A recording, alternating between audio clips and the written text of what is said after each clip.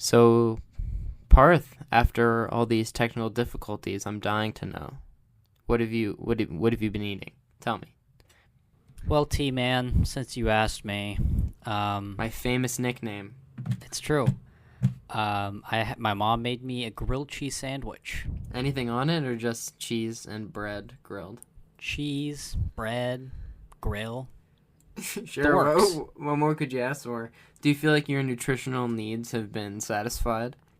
I'm sure my carbohydrates, my dairy, that's all been met. What's your vegetable intake like?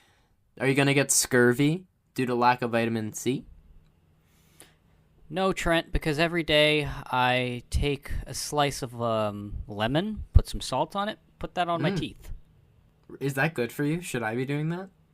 That's what pirates did. Yeah. And they also drank almost exclusively alcohol. Is that what you've been doing? Yeah. Well, we don't. What have you been eating, Trent? How about that? Touchy subject, but Parth, what time is it? 7:50 p.m.? At my place, yes. Yeah, here it's 5:50 p.m., but I regret to inform you it's like the first act of my day, so currently eating breakfast. My sleep schedule has been kind of unhealthy. Trent, what the fuck? I've been going to bed at like 4 or 5 a.m. and then waking up at like 3 p.m. So I'm just getting So you've started. been up for 2 hours right now? I'm in the first act of my day. Is this a joke? And you're in the third act. Like 2 hours ago you were asleep? The curtain is setting on your day, but it's unhealthy. I need to deal with it. It's because I got my sleep schedule was messed up because I had to go on these muscle relaxers because I had this muscle spasm in my back. Had to go to the chiropractor. Got like this electric therapy thing. Whew. It's Parth. We haven't talked in a while, but boy, lots happened. So it is suffice it to say, I'm drinking a smoothie. My usual morning concoction. It's the only thing that keeps me going because the rest of the food in my life doesn't bring much to the table nutrition-wise. Trent, I hear you have some thoughts on Apple TV, some pet peeves. Thanks for asking. Parth gave me access to his Apple TV account last night. Very nice to him. Shout out co-host Parth. And I went on the platform for the first time, and I think it has a fundamental flaw. Parth, do you have any idea what this might be? Enlighten us. The structure. There's no search bar. As far as I can tell, you just have to scroll indefinitely, and things aren't organized in any way. It's just like they only have so many programs, so they're just like you have to scroll through all of them, and it's kind of it's smart because they don't have that many options, and so that they're pushing it in your face, but it's unlike any other streaming platform. How do you feel about this? Okay. So you're half right. So the way that Apple TV works, I think there is a fundamental flaw, but there is a search bar. So the thing is, Apple TV is accessed through the TV app, right? I've only accessed it on my computer, so this could be my fault. I know, but like the TV application on your computer. Okay. But it's accessed through the TV application on your computer. And the problem is, so if you were to search something normally up, this stuff, it's like if you were to search, say, on the rocks. For example. If you were to search that up, it would show up. So you can actually search stuff. But the problem is, because they've integrated it with their, if I bought a movie, if I buy the Avengers or something like that, they've made two things into one thing. And that's kind of cluttered and, dare I say it, bad. I watched Bill and Ted through your account, Parth, so thank you for paying for my viewing experience. You know what, Trent? It's okay.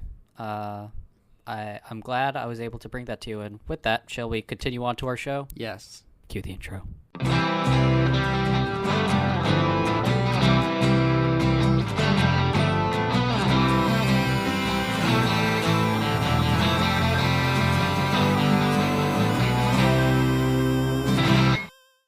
Welcome back to Craft Services, where we talk about the movies. Stop.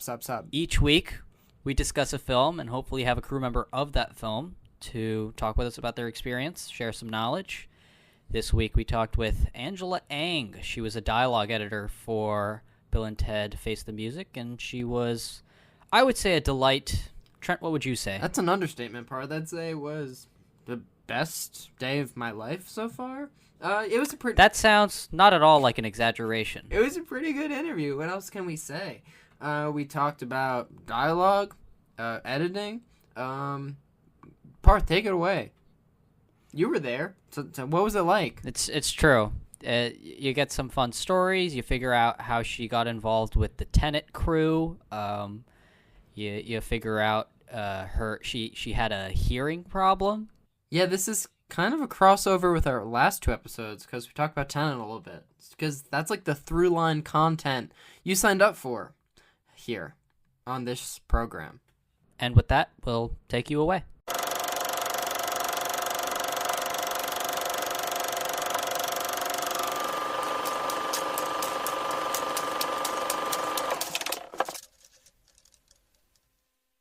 Hello, everybody, and welcome to our interview with Angela Ang. She was a dialogue editor for our film Bill and Ted Face the Music. She's worked on such projects as Tenet and The Whisperer in Darkness. Thank you so much for coming on. Our first question is generally, what got you interested in the film industry? Yeah, I went to, when I was in high school, I was part of the theater program, and I loved acting. I loved being around other actors and directors, and in my world, it was just actors and directors. And so I went to film school because of that. And it was from film school that I realized there's a whole other world of other arts that go into filmmaking. And so, long story short, I thought I wanted to be a picture editor.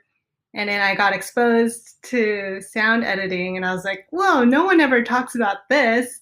And this is way more of a magic trick than video editing could ever be. And so the more exposure I got from sound, and I interned at Fox for a summer as a student. And I just fell more in love with sound in filmmaking. So where did you go to film school, and how did you enjoy your time there, and what did you learn about yourself as an artiste? Yeah, I went to Biola University, which is out here in SoCal. Yeah, I was a film major there. I think for me, I went to film school knowing that, I first of all realized there's so many other forms of art in filmmaking, and I just love movies. I love cinema.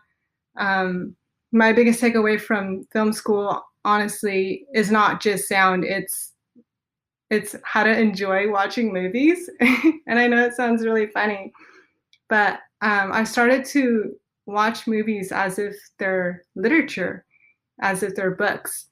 And from there, I just kind of started to see what aspects of making this larger art, where do I fit in best, and what part of my strength could really contribute to these stories that I want to be a part of making. And personally, I know I'm good at manipulating files and sound, or if it's video editing, which I do on the side. I enjoy doing that, but I think with sound being such an underrated art form, that just drew me into it. I also grew up as a musician. I grew up playing piano, like many other Asians. I picked up the bass guitar in high school, and the funny thing is, I grew up with a hearing problem. There's like a certain frequency in the human voice or the human speech that I couldn't really hear clearly. So as a child, I always said, huh, and what, and made people repeat things like 6 times.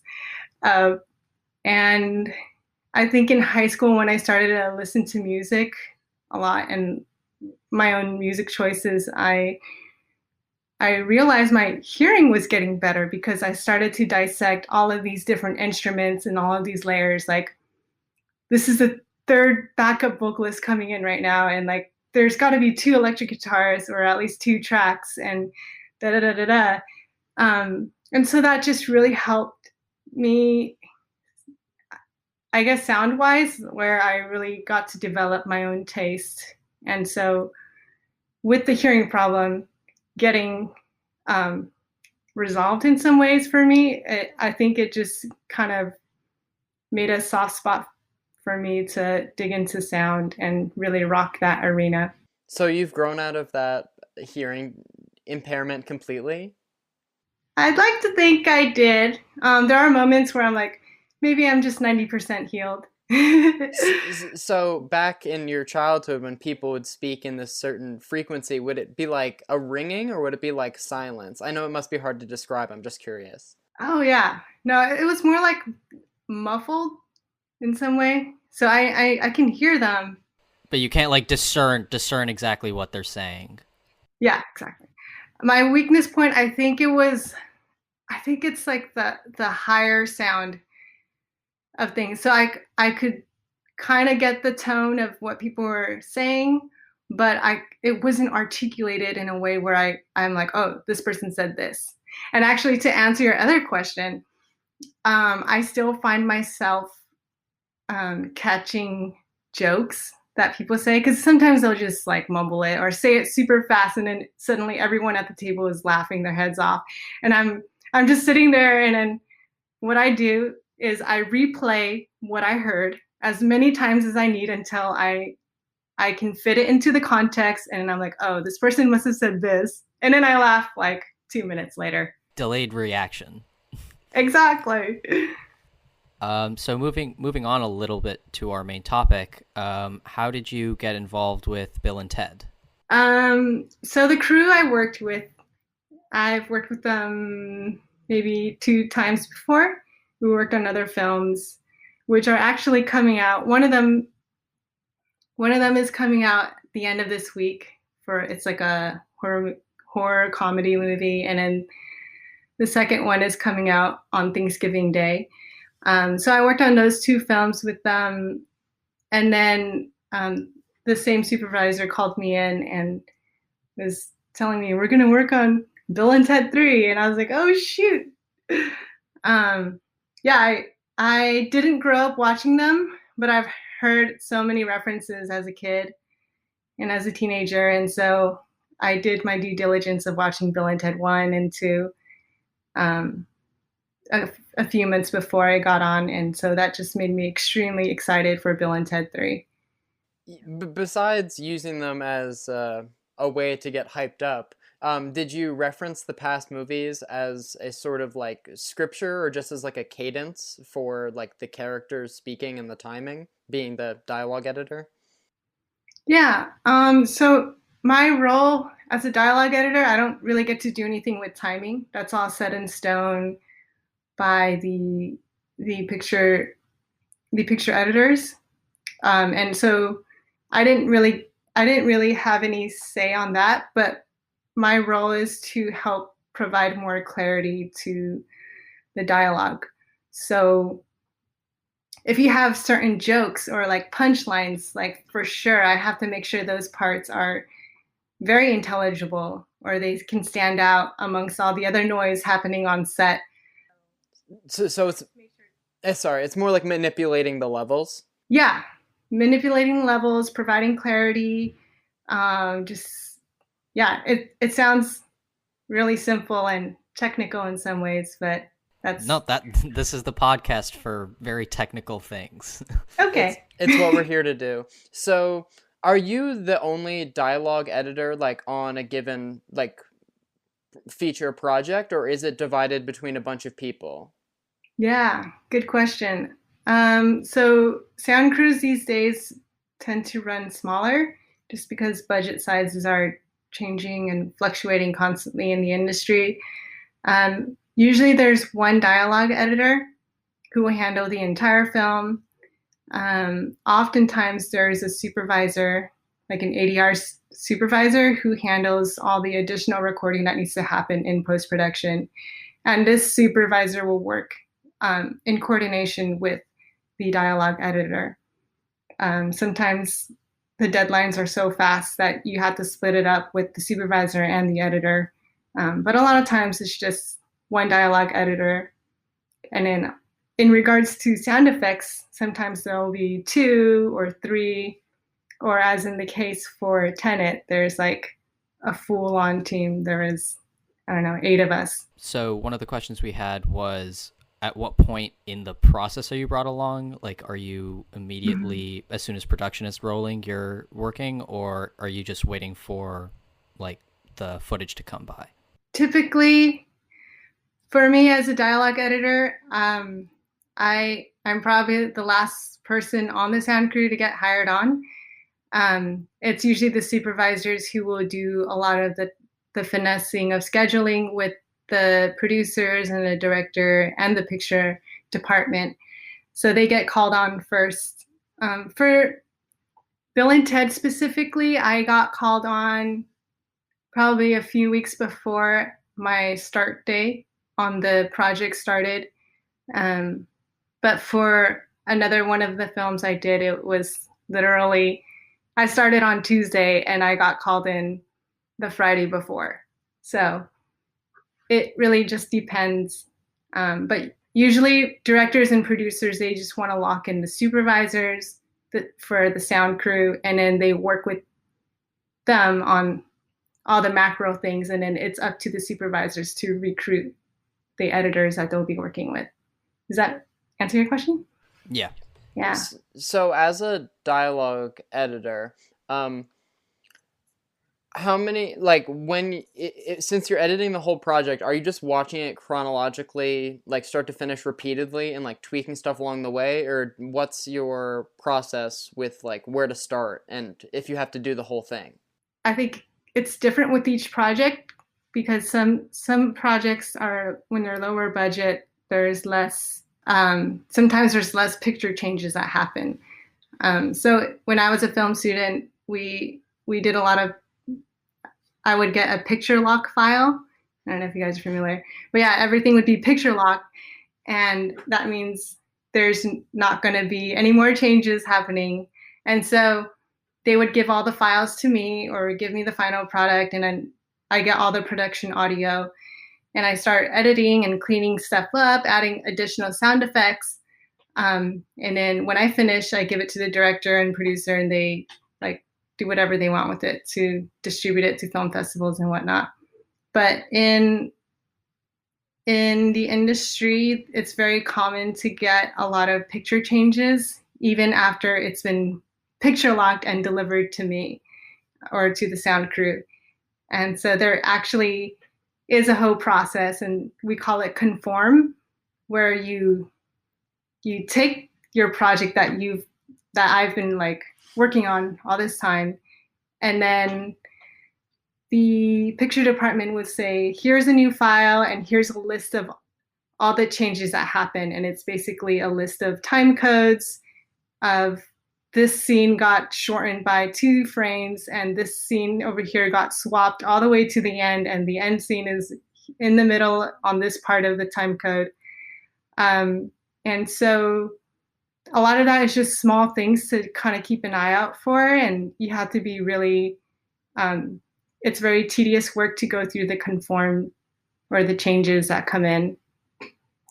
But a lot of times I prefer to not have any of those changes in the middle of my workflow. Understandably so. Of course. So you've been credited as a sound effects editor, a Foley editor, a dialogue editor, and we were wondering how you get assigned to those positions and what the hierarchy within the sound department is. Yeah. I love these questions. I had all these questions too. And I just had to learn them by living them, I suppose. I just posed myself as a sound editor and tried not to limit myself to a certain element, a certain sound element. And because I was still pretty early in my career, it was easy for me to be flexible. some people get pigeonholed, and or perhaps they prefer to only edit one specific sound element. And that's either their choice or they get stuck in that role. But I think I'm still trying to decide which one I like best. I know for sure my dialogue editing is my forte, and I can do that a lot quicker. I'm a lot keener in it. And very ironically, I had that hearing problem with human frequency voices, and so it's quite ironic. Yeah, it's so ironic, but it's so awesome too. A side story is that I have a sister, and she also has a hearing problem. I think it was a little bit more severe than me, but she has perfect pitch, and she can play. She's a pianist, and she can play anything just by hearing it. And when she went to school, she had a full scholarship and everything. But it's just like, I guess we have hearing problems. Yeah, but... your family is using your genetic Achilles heel as a sort of motivation to counteract. You've been able to capitalize off of a defect. Exactly. So we were wondering, like, for Bill and Ted, like, how much time did you spend on that given project, and is that more or less comparable to any other feature? Right.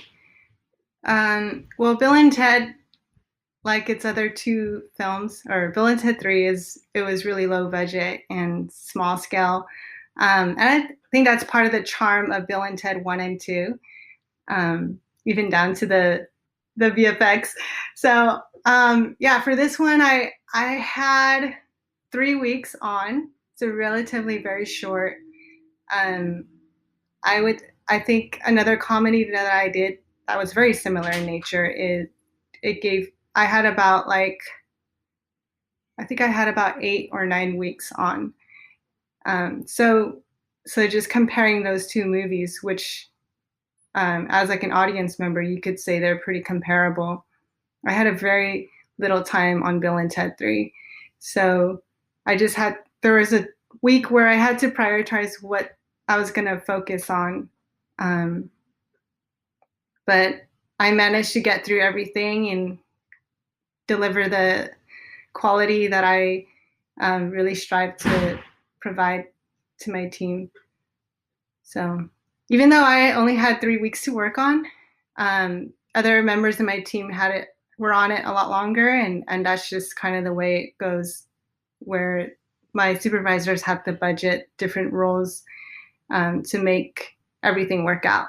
I'm just wondering, since you're doing in the case of Bill and Ted, you're doing all of the dialogue, how is that all in a vacuum, or are you in constant communication with other sound effects and the music department to figure out what the appropriate levels are supposed to be, or are those just notes that you have to apply on your own? Yeah,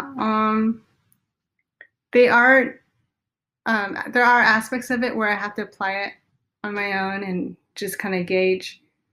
But a lot of times, my role is pretty standardized in that my role is to provide good, clean audio so that the mixer who puts music, dialogue, and sound effects together, they're the ones who kind of cook everything together. And so my role as a dialogue editor is to provide good ingredients. Okay. And so you're more of the preparation for it to end up being made. Exactly. But I will say that there are times where when you have a shot or a scene with a lot of people, it's a party scene and there's a lot of side conversations going on, I still have to clean every single track. But at the same time, I also have the freedom to lower certain levels and accentuate certain conversations, just so that there's some intentionality to all the layers that I'm providing to the mixer, and that way they're not confused. So do you not really have to answer to anyone about like these like minor creative decisions, like you said about like adjusting different levels? Do they just like do the higher ups? You provide the ingredients and they get what they get. Exactly. Um, there is a certain amount of freedom, but at the same time, it's standardized in that I'm just supposed to clean everything, and everything's laid out um, plainly. And if the scene is really complicated with a lot of audio tracks and a lot of layers of people talking, then I would highlight certain areas, and I would just give my supervisor a heads up, like, hey, I did this, and not sure if you wanted blah blah blah, but just a heads up, this is what I did. So the finished product that you're like exporting and sending to the mixer, this is a technical question, but is it just like the movie with the full film with your edits in without like the special effects sounds and the Foley sounds, or is it just like all of your files with time codes saying this goes here, this goes here? Yeah. A lot of times I'm just working with the guide track, um, because when I'm editing, the other sound effects editors are working on it. So it's very rare that I'll have all of that in place when I'm working with them. It would be nice because that way I know how loud this part should be, and um, there are also something that I do to when I'm like really crunching down on time, especially for non-union projects, like smaller short films. When I really don't have time, it's always nice for me to know where the music is going to be full blast, so then I don't have to clean the dialogue so clean. And it takes me a long time to take out all the hums, to take out any random footsteps from the crew. And if that scene is going to be blurring with music and with lots of other sound effects, then I don't even have to worry about cleaning up the audio in that area. Well, moving on just a little bit, you've worked on two of my favorite films of 2020, which, considering the pandemic, I don't know that that means much, but they, two films I really liked in 2020. One is Bill and Ted, but the other is Tenet. That's my segue. And I was wondering if you could talk about how you got involved with Tenet, what that process was like. I believe you were a Foley editor on that. So if you could just explain away. Yeah. I was really blown away by how I became part of the team. I came in midway when the sound crew was already hard at work, but I work in the same hallway as the Tenet crew when I was working on Bill and Ted. So my time on Bill and Ted wrapped up, and as a sound editor, you got to find people to talk to because otherwise you're talking to no one all day for weeks and weeks on end. So I was just chatting with one of the editors across the hallway and just checking in, seeing how they're doing. And when they found out that my time was up with Bill and Ted 3, they let me know that they needed additional help. So I came in as a Foley editor. I have cut Foley many times, but it was just weird because I don't like, I guess, promote myself as a Foley editor or a sound effects editor. But I always tell people I cut dialogue and I love it. And I also love sound effects and Foley, but I just don't really talk about it much because I feel like if I were to say anything, I would let people know about my stronger arm in dialogue. And so I was really shocked, but I was also really pleasantly surprised and extremely grateful to be part of this amazing crew. And this crew had, everyone is so talented and everyone is so keen. They're also super hilarious people. So it was a great privilege to be part of this team and contribute to the greater work of Christopher Nolan. Well put. So as we all know, Foley is like recreating sounds in a vacuum that couldn't be well captured like on set. So like, what kind of Foley work, like more specifically, were you doing on Tenet? Like, was it like footsteps, or I know that's a hard question. And were you making all of the sounds, or were you just getting sound files other people were making and making those same adjustments to them? Yeah, Parth and I have just both seen the movie several times, so whatever you say, I'm sure we'll be able to, like, yeah, to say it. Of course. Well, I'm curious, how many times did you watch it? I've only seen it once. Oh, I've seen it twice in theaters. Oh, you guys are awesome. Thank you for watching it. I have a friend who went to the theaters and watched it 4 times. Wow. And I went the first time, and I was like, well, I'm confused, and so I just went again the next day to fill in the gaps. right. Yeah. Did you like the finished product? I'm sure you did. I was really excited to watch it because I actually did not know the finished product. Because so many changes happened to the film after I wrapped up on this project. So I actually went there, though. So I think Regal announced that they were going to close down for the rest of the year or something because not enough movies were being released. And so the last showing was on a Wednesday night. And so I held out on going to theaters because I was like really concerned about safety and everything. But I was like, I have to watch it at least just once You in have to see your theaters. own movie in the theater, and it's Christopher Nolan, so that's where it's meant to be seen. Exactly. So I managed to go to the theater that Christopher Nolan went to. It was in Irvine Spectrum. I don't live too far away from there. Oh my gosh. So That's crazy. It was pretty fun. But yeah, that's the closest IMAX theater in my area. But going back to your question, which I forgot. Basically, like, what more specifically did you edit Foley-wise on Tenet? Right. And just another side question, do they not give you the full film when you're working as a sound editor? Or was it just there was minor changes from the time you worked on it to the time you saw it in theaters? Right. Okay, I'll answer your first question first because they both deserve a lot of explanation. It's 2 multi-part questions, I'm sorry. Exactly.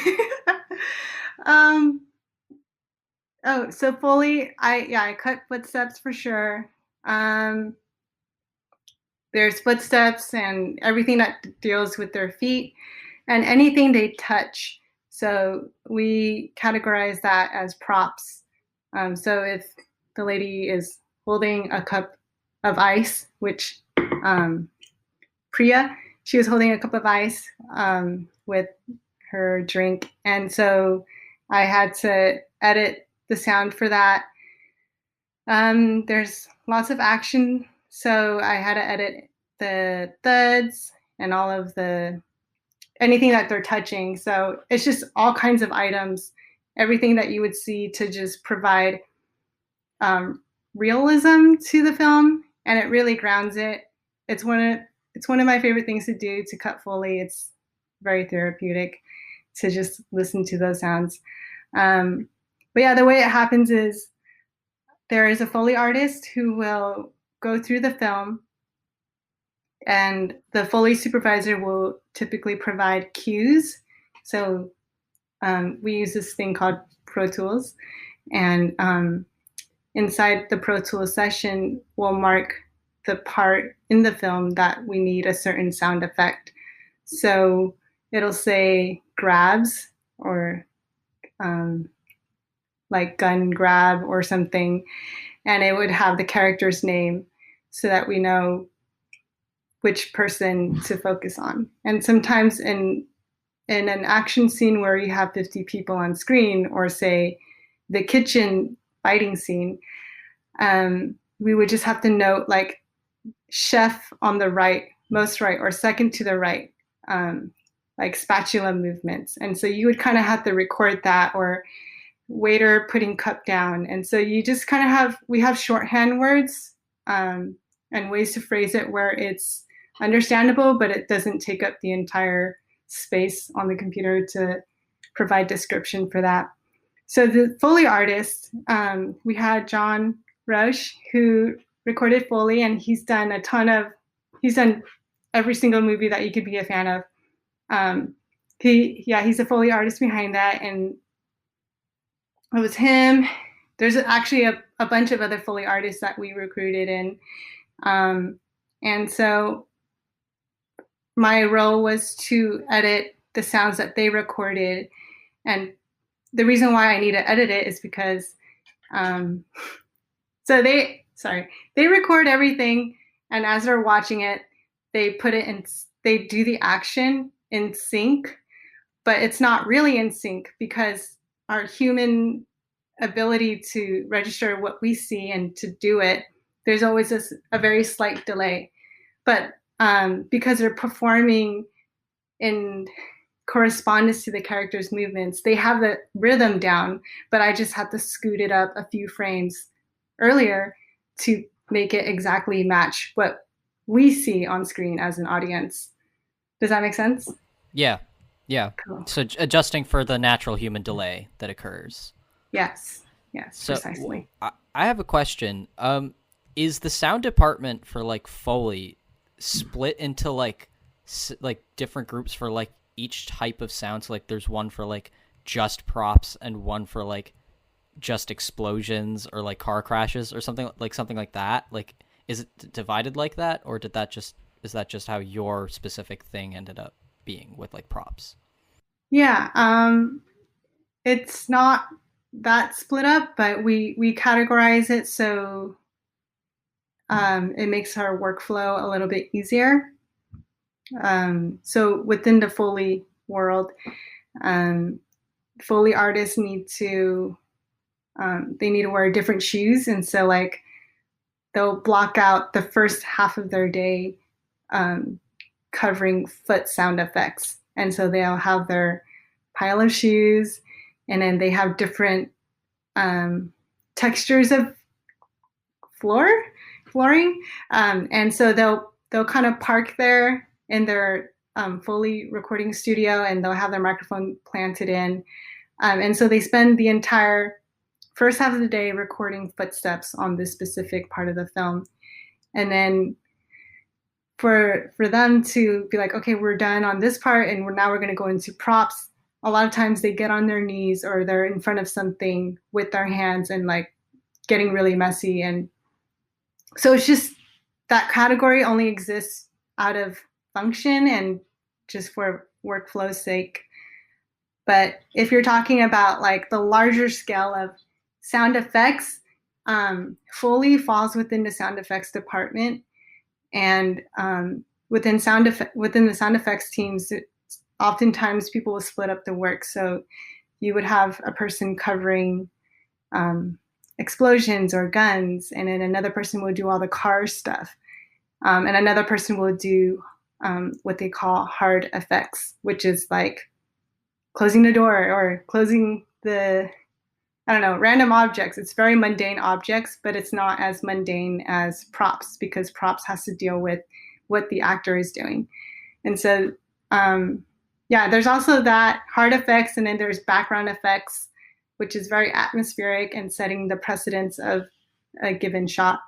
So that's all the layers within sound effects. So you've worked on both narratives and documentaries in the sound department, and we were wondering if there's any major differences in how your role operates, or if it's just still like making it sound right. Yeah, in documentaries, a lot of times it's dialogue editing. And what I mean by, whenever I say dialogue editing, that's basically everything to do with production audio. And so it's always a good sign when documentary films have good audio, because you want what is heard to be as realistic and consistent to what you're seeing as possible, especially since it's a documentary. Whereas in film, there's a lot of make-believe involved. And so on documentaries, I spend maybe 80 or 90% of the time just cleaning out the dialogue. Oftentimes there's a lot of talking, so just making sure that's the background noise isn't in the way. So like on any given shot of a person talking, there's always hums, there's always a lot of white noise in the background, and there are ways where you can help accentuate what the speech from the person, you can accentuate that to be predominantly louder and much more present than the background noise. And I think that has a lot to do with the psychological effect of when you have a lot of background noise against dialogue. That could be used artfully if you're trying to create a certain environment, but in documentaries, you want to feel present with the person. You want to feel like you're in the same room. And so providing that degree of presence is really key for me as a dialogue editor. This is another much more technical question, but I think you mentioned that you use Pro Tools. Is that the only application that you use? And, just if you could explain like the literal mechanism by which you edit all this sound. Of course. Yeah, Pro Tools is industry standard. So I learned that right away in film school. It was really difficult to learn, but now it's my best friend. There is Logic. Is it Audacity or Audition? We're using Audacity right now to record this podcast, so. Oh, awesome. Yeah, so there's Logic. There is Nuendo or Cubase. I know some other freelancers who use these, but most people, especially if you want to break in and make a good living, you need to learn Pro Tools because that's what everyone else is using. And oftentimes we work in teams or with a crew, and so if you want to work well with others, you gotta use the same platform or software as they do. Standardization of okay. Exactly. So on your LinkedIn, it says that you're a dialogue editor for Warner Brothers, and we were wondering if it was common for people to be stationed or contracted to a specific studio. Yeah. I'm a contractor.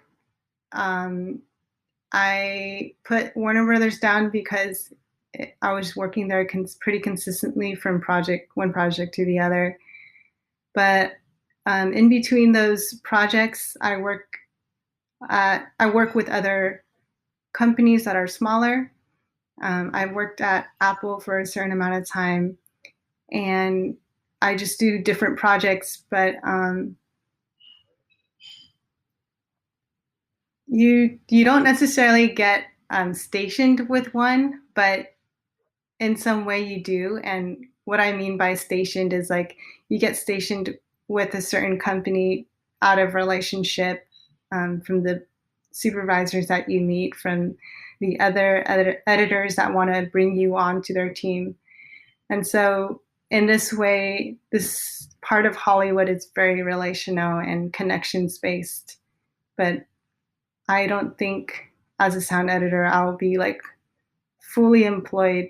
I won't be like a permanent employee there. I'll just be contracted. And likewise, my supervisors are also contracted as well. That makes sense. Well, I guess just to sort of wrap this up, our final question for our guests is always how you've been dealing with the coronavirus pandemic. And I know film production's starting to come back up. So, like, how has this whole thing affected your workflow? It's definitely been hard, and I know a lot of my colleagues are. There's just no work coming in. So, for me personally, I've been keeping busy with editing podcasts. I have been picking up video editing projects. At the very beginning of my career, I was a video editor at an online school. So I've been working on small projects video-wise throughout my entire career. So just having to resort to these smaller jobs has been keeping me busy. And as an artist, I enjoy learning about other crafts and digging into my other work. So if you can see at the back of my room, there's this little frame and this little character. It's like a paper mache character. I've been doing a lot of paper mache. It's So fun. yeah, it's good. I think this pandemic, as torturous as it's been, for, I mean, for different reasons, it's been really good just to, it's been a good time for introspection and just to see what life has given me so far, and also with what I'm given, how I can like better appreciate it and also work with what I've been given. And the limitations of life really stimulate my creativity. So that's my biggest takeaway from this pandemic as an artist. That seems like a good closing remark. So we'd like to thank you, Angela Ang, for coming on. The movies she worked on, Tenet and Bill and Ted 3, are both out now. You should watch them both. They're great for different reasons. Thank you again. Thanks so much. Thank you.